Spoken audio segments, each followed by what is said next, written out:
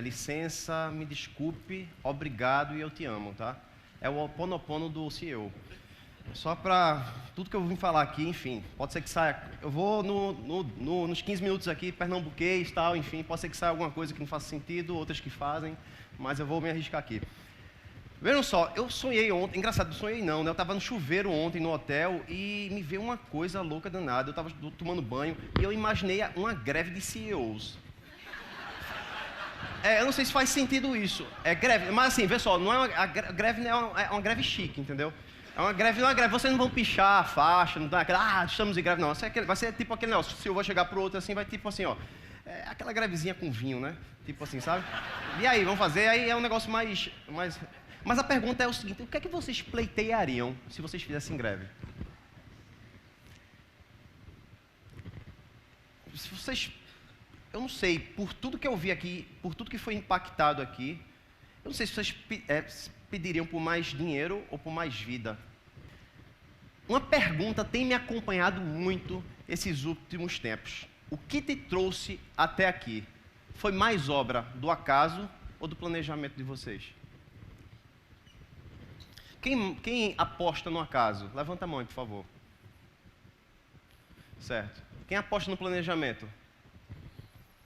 E quem não aposta nada, tá no corredor, tá... Que merda é essa? Porra. Almoço? Peraí, no acaso. Quem é que aposta no acaso aí, gente? Massa. Quem aposta no planejamento?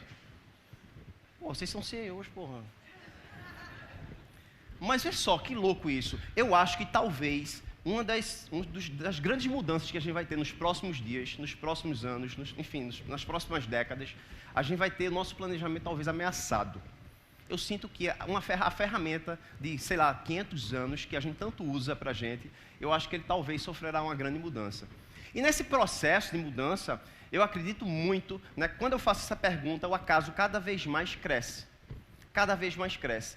E talvez a gente esteja falando de um plano mínimo viável. Se todo esse planejamento que a gente faz, se ele se reduzisse ao plano mínimo viável, como é que seria isso? Será que não é muito mais, faz mais sentido, né, assim, com a vida? Enfim, eu não sei, porque às vezes eu vejo empresa que não muda o planejamento porque fez uma campanha de marketing foda em cima do planejamento. Aí gastou muito dinheiro colorindo o planejamento, aí tem que manter o planejamento durante um ano para justificar o investimento no planejamento. E o que eu quero dizer aqui é, por exemplo, o primeiro grande passo é você não imprimir o planejamento hoje em dia. Pelo menos isso.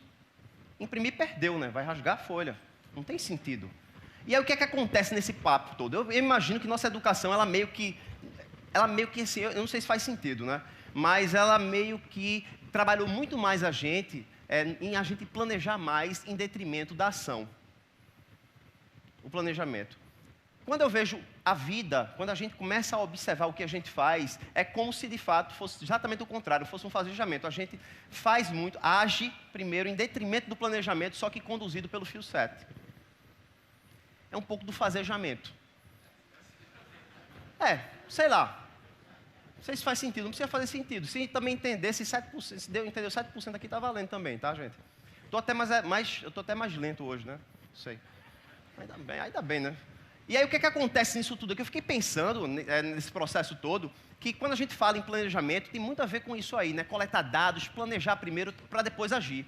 O que acontece é que nem sempre você chega na ação porque você coletou o dado e o dado mostrou que o risco é muito alto. Aí você não faz porra nenhuma. É engraçado que quando a gente talvez tenha encontrado nossa parceira de vida, parceira de vida, eu não sei o quanto vocês planejaram encontrar ou então chegar junto, né? E quanto vocês tiveram que ir lá e fazejar o negócio. Voltem aí um pouco ao passado, né? Como é que foi o encontro da pessoa que está com você hoje ao seu lado? Foi muito mais obra do acaso ou do planejamento? Será que tem muito a ver com isso aqui? Será que se eu pensasse muito e planejasse, eu conseguiria estar exatamente com a pessoa que eu estou hoje? Quando eu volto para cá, o fazejamento é muito sobre dados reais, porque aqui eu tenho hipóteses. Aqui eu ajo, para depois eu aprendo e construo na ação. Faz mais sentido, é um pouco já, apareceu isso já no espírito da startup, né? As startups já trouxeram muito forte isso. E aí o que é que acontece nesse processo todo aqui de fazejamento, enfim? Nesse processo de fazejamento é um pouco sobre você ser direcionado, ser dirigido pelo fio 7. E aqui onde você é dirigido pelo mindset, que a gente tanto falou ontem. E aí, nesse processo, a gente começa a falar o seguinte, pô, a gente falou tanto de mundo azul, mundo rosa ontem, que tem 5 características, né, entre esses mundos, no corredor, que talvez elas expliquem um pouco mais porque talvez a gente precise fazer já mais do que planejar. A primeira grande característica desse corredor tem a ver com o dilema da página em branco. O dilema da página em branco, na verdade, tem uma página em branco e ninguém escreveu nada para onde a gente deve ir. Ninguém sabe exatamente qual será o futuro. A gente está falando de futuros ainda sem referências. Ao mesmo tempo que tem uma página em branco e que está convidando você a escrever a sua própria história. E está aí a grande confusão, o dilema. A gente voltar a ativar esse espírito de empreender e desbravar um mundo que a gente exatamente não sabe para onde a gente vai. E aí a segunda grande característica é que a gente está falando de jornadas de quartos escuros. Quartos escuros, eu não sei definitivamente. Aquele negócio, quarto escuro, a tendência é você entrar no quarto escuro e achar que tem um interruptor do lado para acender a luz. Não tem interruptor. E tampouco tem uma luz central. Talvez a luz esteja em nós. E tem a ver com quem, trazido muito forte aqui para o Renan. O com quem lhe dá coragem para desbravar futuros sem referências. Criar esses futuros.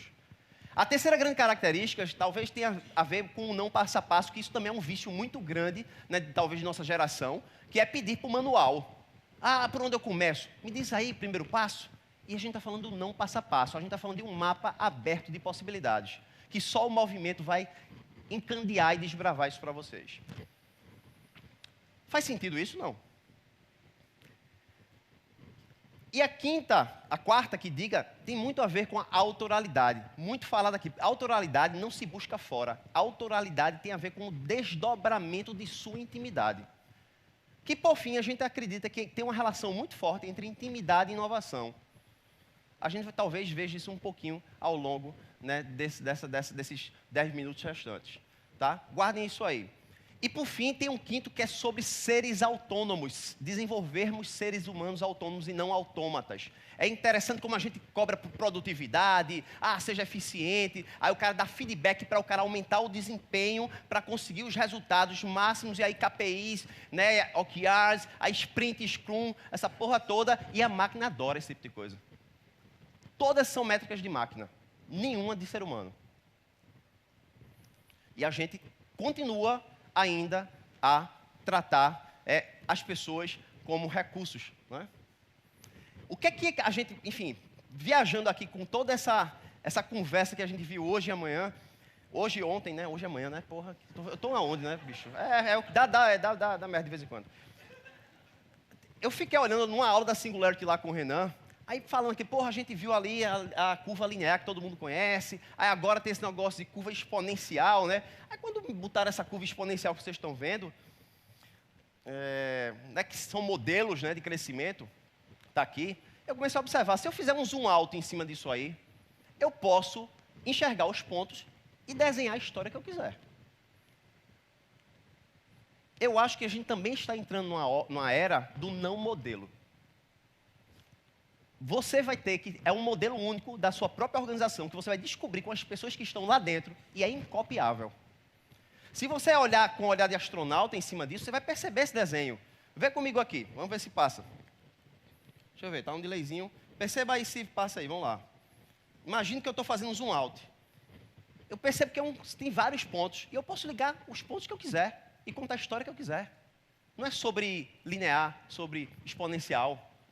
A gente adora, né, esses modelos, pegar o atalho e ir lá. Mas talvez não caiba em você, não caiba na sua empresa, esse tipo de coisa. E mais uma vez, cria uma vida de sacrifícios, porque você está vestindo um sapato que não é o seu. E você tem o principal ativo dentro da empresa, que são as pessoas, só que de fato a gente diz que cuida das pessoas, mas de fato elas são recursos. E tem uma contracultura aí.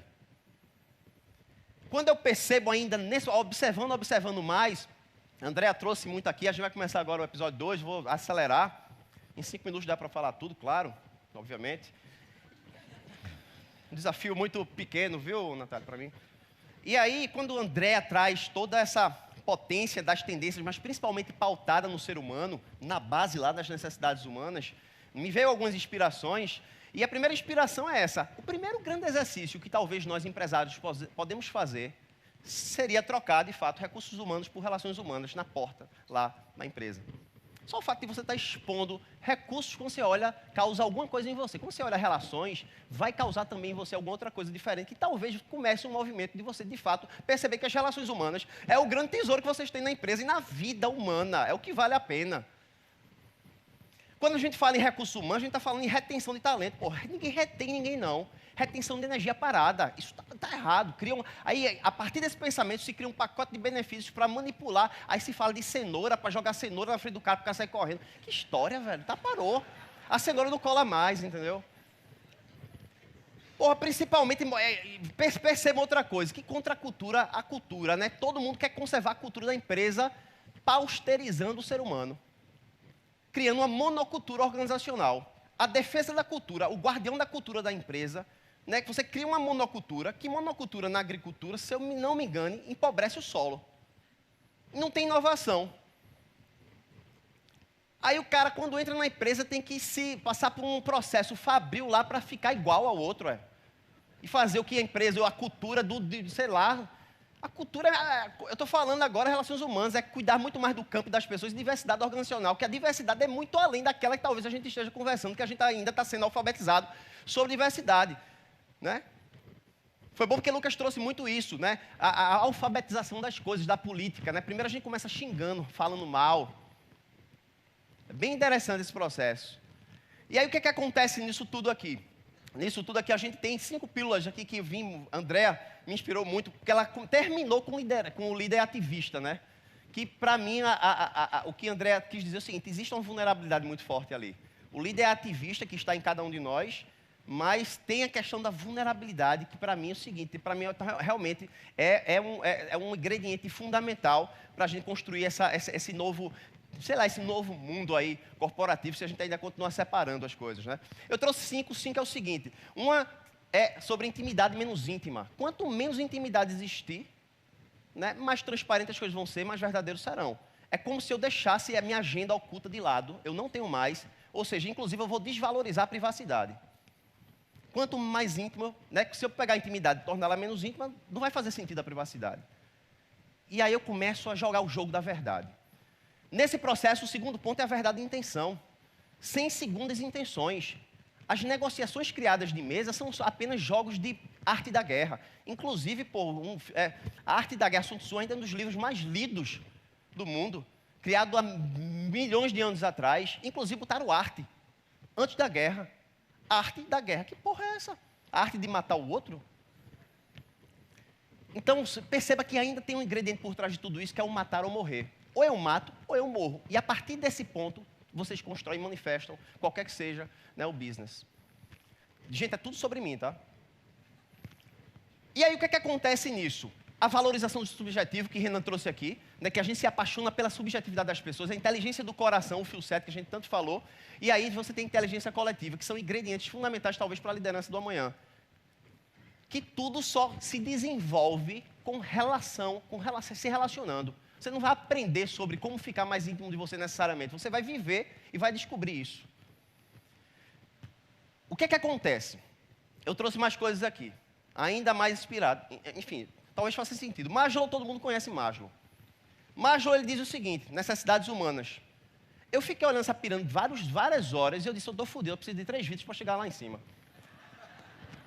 Eu fiquei incomodado, isso fisiológica, beleza, ali, cheguei, segurança social, estima, eu morri. Tá, acabou.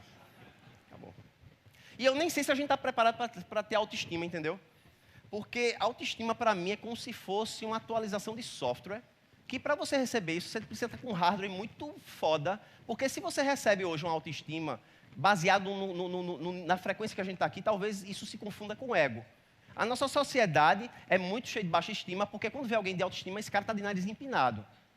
Aí, quando você instala isso, você se mistura, você não consegue distinguir. Então, acho que talvez a gente não esteja preparado para lidar com a autoestima, que é uma atualização de software, entendeu? Faz sentido isso, não? Tá, mas tudo bem. Aí eu pedi licença a Maslow, que Maslow, 60 anos, aí sobreviveu. Eu disse, espera aí, pedi licença e criei uma Maslow. Necessidade da alma, pô. A gente tem que ir mais fundo. Tem que adentrar mais aí, que começa lá na intimidade menos íntima. Quanto mais eu me conheço e de fato, eu me desdobro, eu começo a perceber que o medo que existia em mim, que era muito grande, se torna um medo mínimo viável, vira apenas um sensor para me guiar na vida. Que a partir de então eu tenho a popularização do amor, se abre o campo, já que o medo tira a possibilidade do amor acender, vou agora. E a liberdade você se torna livre, que aí foi muito trazido aí por nosso querido, olha, fantástico, né, Gustavo, né, a liberdade. E para a gente fechar aqui, 2 minutinhos eu fecho aqui, viu, meu querido Natália? Eu adoro lhe ver, é muito gostoso. Delícia. E aí o fim da guerra. Então, para resumir aqui, Lucas, enfim, Gustavo, Caio também, que entrou aqui no processo, eu entendi que a questão do fim das polarizações, dessas discussões, e não mora mais na força a maior habilidade, e sim na sensibilidade para você saber que você não deve entrar em guerra, entendeu? A força é cringe, né? E aí, por fim, está acabando de verdade mesmo, eu vou dizer exatamente como, se isso aqui funcionar, me ajudar. Não, sacanagem, bloquearam lá, tô ligado. Não está indo. Tu pode passar aí, por favor? Foi. E aí, por fim, aqui, por questão política, para mim, as ideologias não sobreviverão na era complexa. E sim, dará vez às multilogias. Porque ideologias, você constrói seus castelos, ó. E a partir do seu castelo, você fica defendendo a sua ideologia. Aí fica guerreando um para o outro. E no máximo sai um acordo de paz aqui. Mas é um acordo que, no fundo, está corroendo você. Você está segurando a onda. Mas ideologia não sobrevive. É muito mais sobre multilogias. Tá? E por fim, eu pensei assim, se o presidente da República, Natália, ele fosse uma inteligência coletiva artificial, será que a gente se tornaria um país mais democrático? O que é que seria do voto? Isso, não sei. Viagem. Banho. É isso aí, ó. Coletividade, inteligência coletiva decidindo de forma muito democrática, tá, Natália? Eu estou com fome também. Renan trouxe muito sobre a jornada do quem sou. A jornada do quem sou, que é isso, a gente está toda hora, porque a criança, ela ousa para descobrir quem ela é. O adulto precisa saber quem ele é para ele começar a ousar. Entendeu? E aí sim mora o ingrediente para a inovação nas organizações.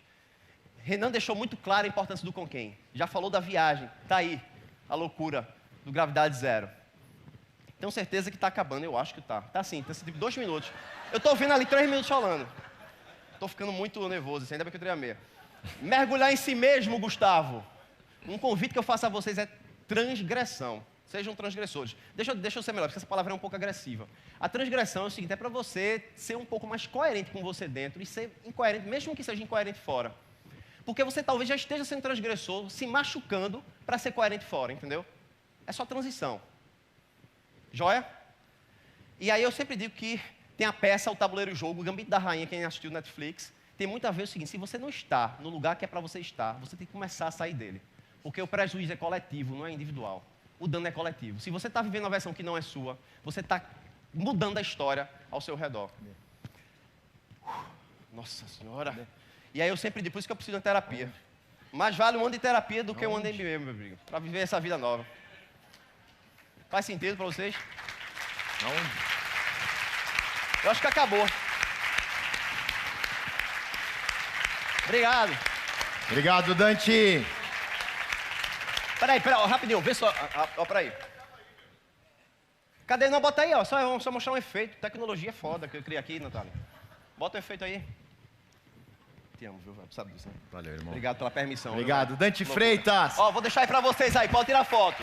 1, 2, 3, 4. Isso aqui são as 6 habilidades do futuro, né? Sejam caminhantes do imprevisível, decodificador da ambiguidade, desconfigurador de padrão, realizador de visão, definidor de contexto, seguidor de coração. Um abraço. Eita porra. Espera aí, ó.